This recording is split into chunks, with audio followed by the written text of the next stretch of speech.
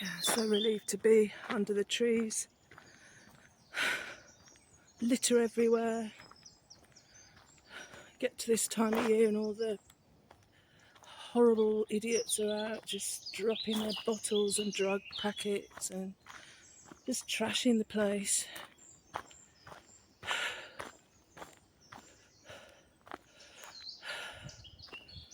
Oh, I've come down here. I pick up at least one big bag of rubbish every time I come out, be it here or anywhere else in the natural environment. And some days it's just too much. It's just a thankless task, but I do it because I care about the environment and I don't want to just leave it, even though I wasn't the one that dropped it. But no, it's completely trashed the place. I got a fox.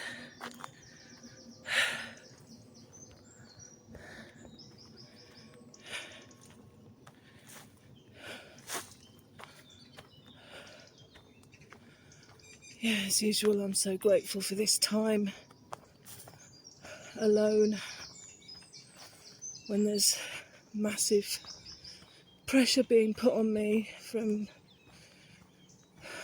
all sides and basically no help. No help as a carer, no help as somebody that's struggling with my mental health.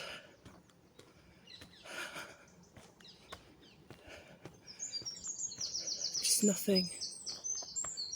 Just waiting lists and being referred on to somebody else because they don't want to deal with me. You go to the doctor and you can only have one symptom. You've got 10 minutes to talk to a complete stranger in.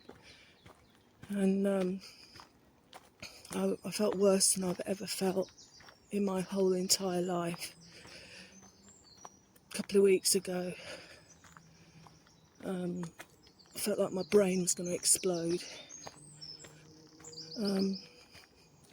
I was really organised, wrote down exactly what I needed to say, but within 2 minutes she was interrupting me, telling me what I needed, happened to mention how my body feels, oh no, we can only cover one thing today, and then she goes and signs me off for 3 months with anxiety and depression and possible OCD and PTSD, which is just absolutely infuriating because I have got OCD and PTSD. I was diagnosed via the doctor in 2009 and I've been living with this illness for well over 20 years. When I've been to the doctor in the right state and they just hand you a sheaf of forms to fill in, and they referred me to another counselling organisation. The counsellor did more harm than good, actually. Didn't know anything about OCD.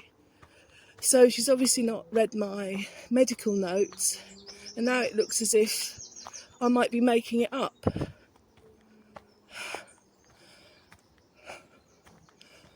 Which is like, OCD is the doubting disease, you doubt your own mind.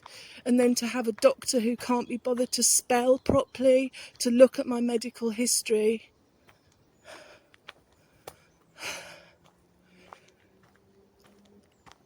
Just minimising it, invalidating an illness that I've coped with by myself. And I've written a blog. I started it in 2016 about my healing journey, which has been mainly self-directed because I've been fucked around by so many healthcare professionals. And it's almost 10 years old.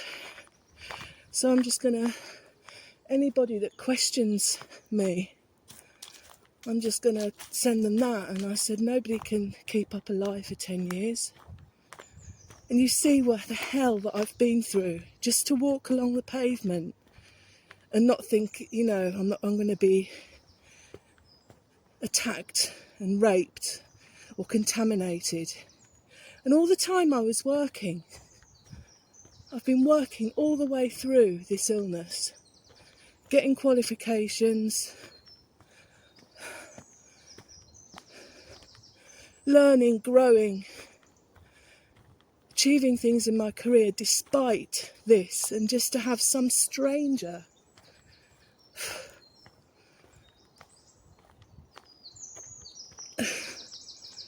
misdiagnose me when I know my body and my mind better than anybody else is absolutely, it's enough to make anyone want to top themselves, basically. And I'm sorry if this is uncomfortable listening. I'm sure it is to many of you, but I don't give a shit, because somebody might resonate with it and it might help. I noticed that somebody's obviously, I assume, passed on, bless them. This lovely floral tribute's been left.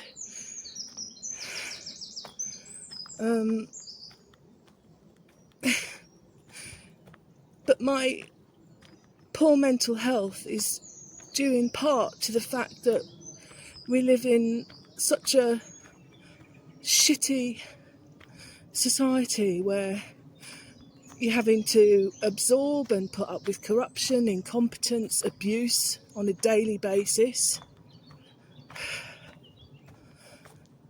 And you're supposed to get up, live your best life. And believe you me, I'm trying. The misinformation. I mean, I've been working really hard since Christmas to get my life back on track, because I hit rock bottom last year with my partner's dementia diagnosis. That kind of was the final straw for me, I think, at the time. And I think I've done really well. But all the time I could have been signed off. But I was told I had to have a medical examination to be signed off, and that I can't go through that by myself. Nobody to go with. So I've been under pressure from lots of people when I needn't have been, just because I've been misinformed. And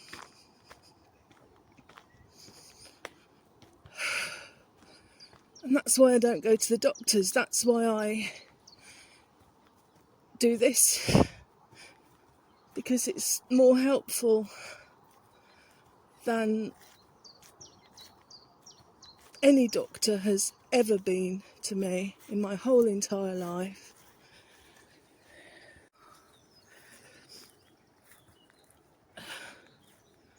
Yeah, sorry, I had to cut off there. Lady with the dogs.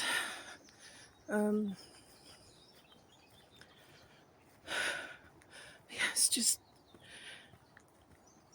there's no point in me going to the doctor, because they just refer you on to some mental health service, and I've been on the waiting list for treatment, and they only deal with mild depression and anxiety. I've got full-blown OCD and post-traumatic stress disorder, and that's the only treatment available to people on the NHS. So I've taken responsibility, as everyone has to do with their lives, and I've tried to heal myself. But there's only so much one person can do when so many things are beyond one's control, and these things damage the brain. It's a physical thing as well. But the ignorance and the stereotypical opinions and lack of knowledge about trauma and OCD is just infuriating. You just think, oh yeah, just a tidy freak, a bit OCD. I'm the most untidy person on the planet, especially now. Kind of always lived in an organised chaos. It's nothing to do with that. Some people have intrusive thoughts, and it's just awful to live with.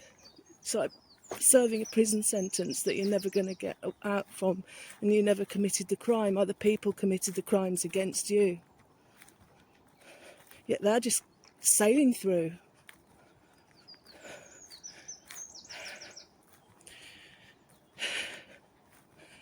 And I didn't get anything out of the doctor, just referred back to reception, speaking to a social prescriber today because I need a letter for something, and that comes at a charge. I've got to pay for that apparently, to get a letter of it's confirmed that I'm vulnerable and I need extra help. So they're getting, money out of people where they can. Of course, you have do you want antidepressants? No, I want a human being to help me with my life, coping with all the demands that have been put on me.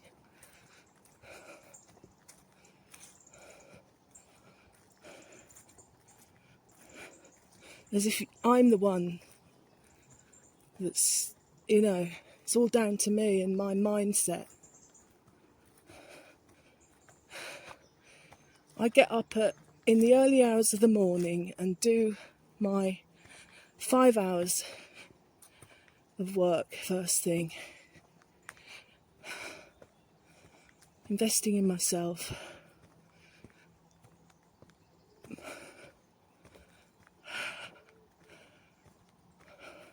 I have to get up then because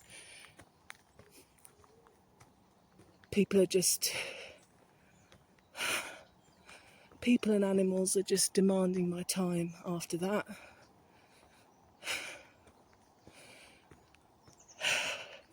So I'm sorry about this rant. And then tomorrow I'm volunteering, looking after more people, but it helps me as well to talk to people that get it. And I think the reason I'm good at what I do is because I can empathise with what people go through. And being in a peace garden is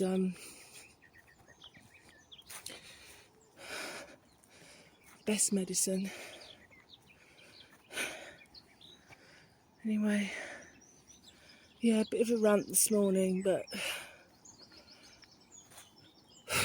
basically if you've got no money, if you're poor, and you've chosen a path in life that isn't going to make you a millionaire, and you haven't got friends and family that you can trust, you're fucked. Unless you've got nerves of steel and grit and determination, which I've got in spades, but everybody has their breaking point.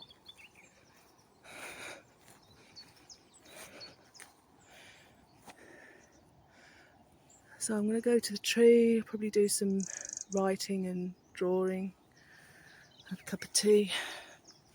I'm thinking of doing a series of overnighters there over this hot spell before the kids break up.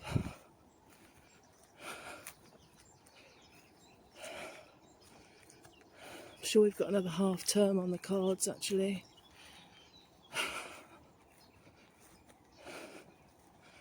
Anyway, speak to you soon. Bye. Yeah, another PS, which are standard for my videos. I think after that despairing rant. I guess I should kind of say what's helping me in this moment to get through the hell that I'm going through in my life at the moment, and what I suggest people do to hang on to themselves in the face of such crazy ways this country has of dealing with people that are struggling. I journal every day.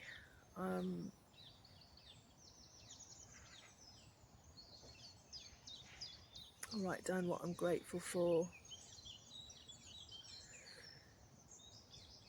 what my goals and targets are. And by goals and targets, I don't mean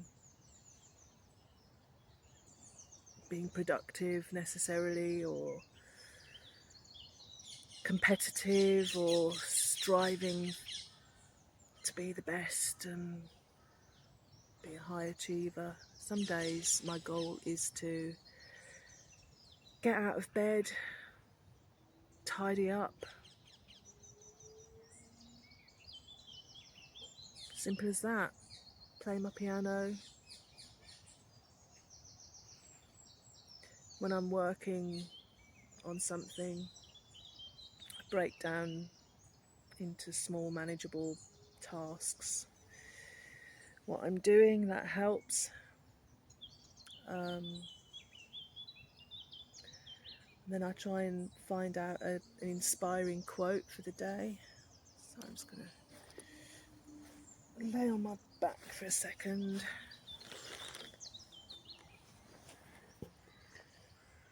The sun's just come out and I know exactly where to sit to benefit from it. Yeah, I've got a section in my journal where I can write down an inspiring quote, and then lessons learned for the day, big wins. I mean, this isn't my language. I use self-journal by, I think it's Best Self. That's where I got the kind of the outline of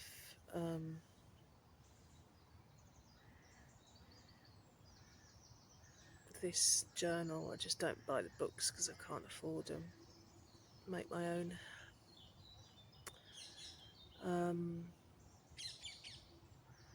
Yeah, big wins. I don't like the language, but again, it's, whatever's a win for you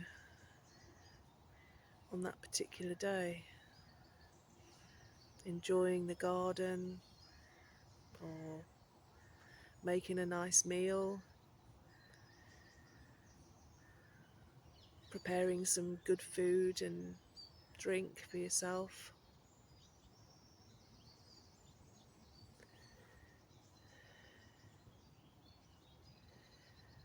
And then I have a gratitude section at the bottom of the page for the evening. And then the following morning I'll reflect on the day I've just lived, write down some positive affirmations. For example, I acknowledge myself for taking it easy today, or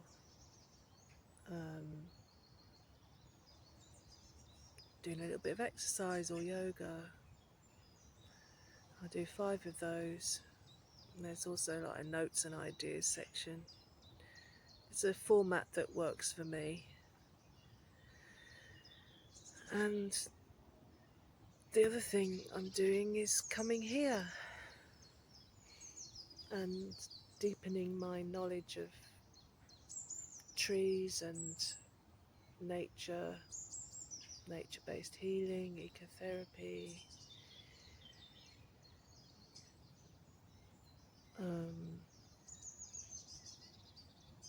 just feeling a part of something bigger than yourself, laying under this amazing tree, allowing yourself to tune out of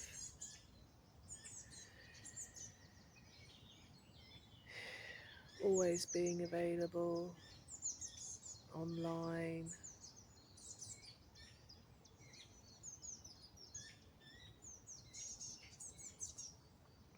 and just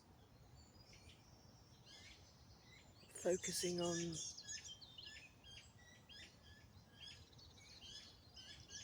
a blade of grass, a leaf, seeing what you can observe. It really brings you back into the present, and I just find it amazingly healing.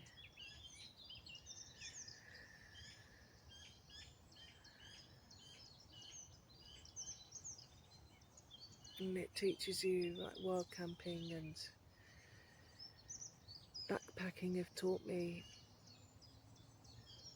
survival skills, self-reliance, empowerment, just how strong I am, both physically and mentally.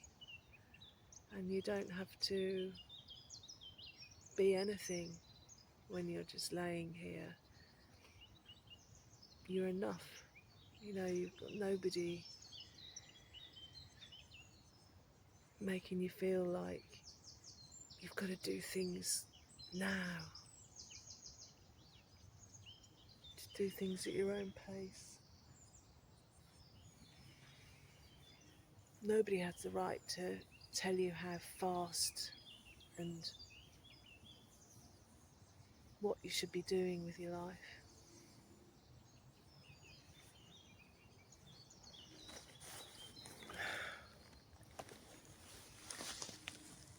And I tune into my dreams, my hopes, even though it can feel pretty hopeless sometimes, just to tune into what your mind, your body and your soul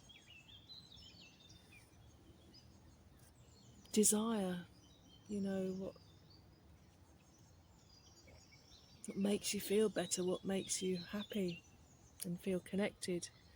And for me it's creativity. I'm drinking a horrible cup of tea this morning. I've had mixing all my tea bags, I won't be doing that again. So I thought I had some breakfast tea and it tastes of mint it's horrible.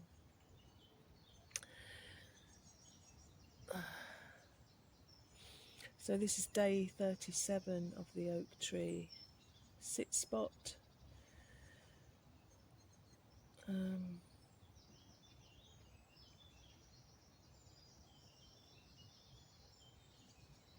Thought I might write and draw, but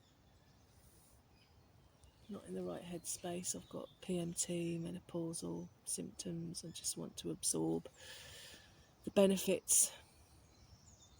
And I hope this video might have been of use to some people.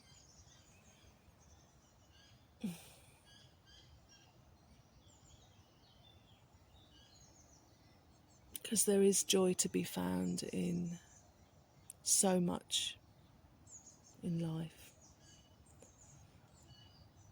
You just have to look a bit harder sometimes for the miracles. And just take each hour, each day at a time. It's all we can do.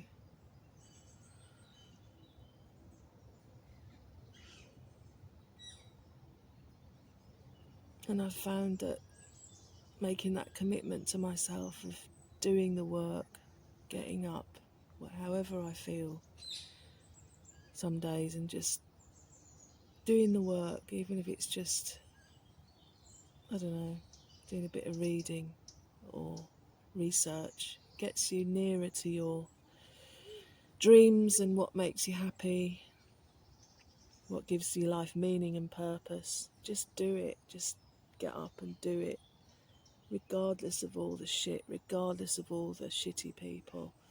Just do it, because what choice do we have, you know? I saw an amazing film last night on Prime Video, Amazon Prime Video, called In Contrast. About, well, I won't tell you what it's about, but it was a two-hander, just amazing. It was like sent to me at the right time, I think. Yeah, just watch it. Anyway, that's me for today.